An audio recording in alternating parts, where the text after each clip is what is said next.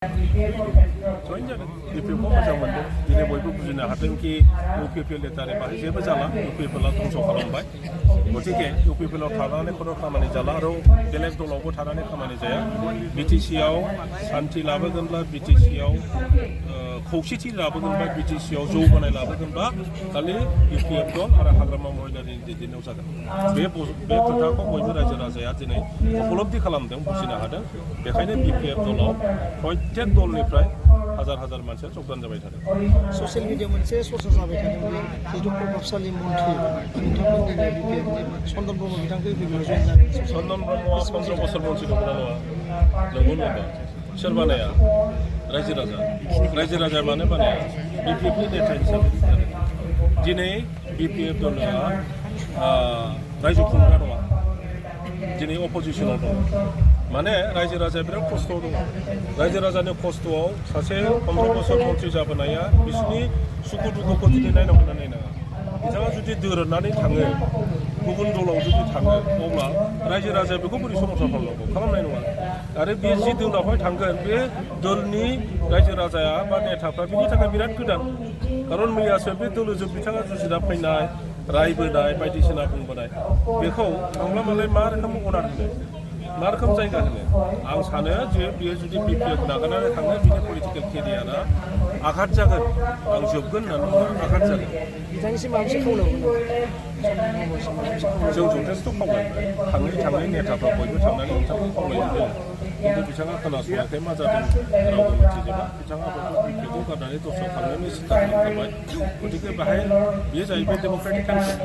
आरो डिसिसन जानाय डेम'क्रेटिकेलि बयबो इन्डिभिजुवेला गावनि डिसिसन मथे थाङो गतिके बेहाय जोङो इन्टारफेयार खालामनाय खाथिसै लकसभा बिसायख'थिया बेयाव नोंथांमोना माबायदि साखा जों बिराद साखाफारा जाबाय जोङो रायजोनि दरखं थांदों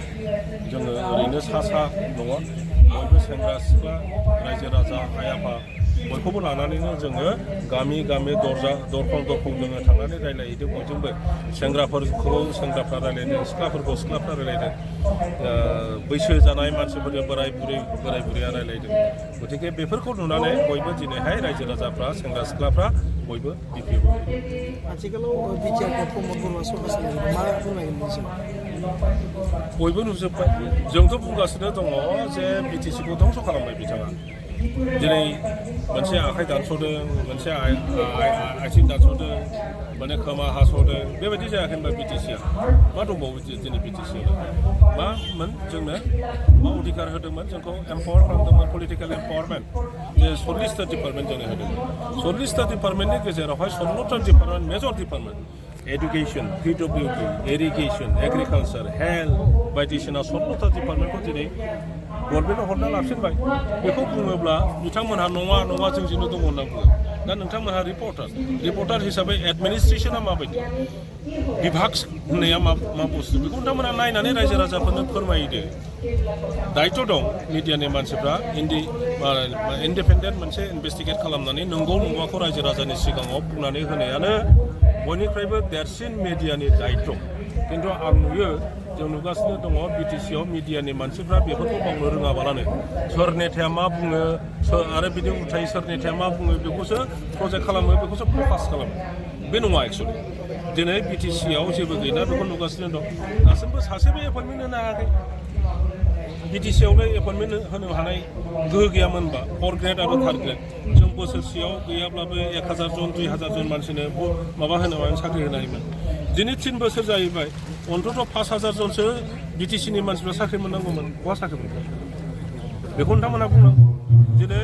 BTCआ सास्टेन जानोब्ला गावहानो फैसा मोननाङामोन गावहानो रेभिनिउ जेनेरेसननि बेबस्था थानाङामोन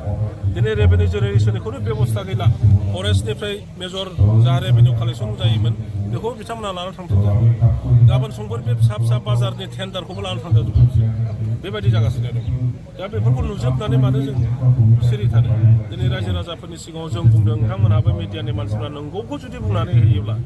रायजो राजाफ्रा बांसिनै मिथिसारगोन आरो बेफोरखौ नुजोबनानैनो दिनैहाय प्रमद बर' बा UPPL पार्टिखौ रावबो मोजां मोनला गतिके बिथांमोननि भबिष्यतआ खुब माने सोरां होननानै आं सानो जोबथा सोंलु जिहेतु सरसा जाबाय थादों BPFनि बे खाम्फा बरगयारी बिथांखौ लकसभानि सासे बिजाथि होगोन होननानै फाइनाल जायाखै दासिमबो मा फाइनाल जुदि होयोब्ला मा खालामाखै बुंगोन दासिमबो फाइनाल जायाखै 99% जोंनि गोजौनि दैदेनगिरिफ्रा आंनि नामखौनो लादों गतिके आङो प्रबेबिलिटिखौ नायनानै हाग्रामा महिलारिनि दैदेननायाव आरो जोंनि BPFनि गोजौ थाखोनि दैदेनगिरिफोरनि दैदेननायाव बे इलेक्सनाव आं केन्डिडेट जानानै MP इलेक्सनाव जेरैखि जाया देरहानांगौनि आं खामानि मावगासिनो दङ आरो जों देरहाथारगोन खारन जोंनि दैदेनगिरि बिथांमोनहा साफ्रोमबो गावनि बेक्तिगत खामानि बा बेक्तिगत स्वार्थखौ नागारजोबनानै BTCखौ बासायनांगौनि जाहोनाव दिनै ज' खामानि मावगासिनो दङ जेरै हायो माने BPF दलखौ समर्थन खालामनो थाखाय रायजो राजाखौ खाथियाव लाबोनो थाखाय बिनि थाखाय बयबो खामानि मावगासिनो दं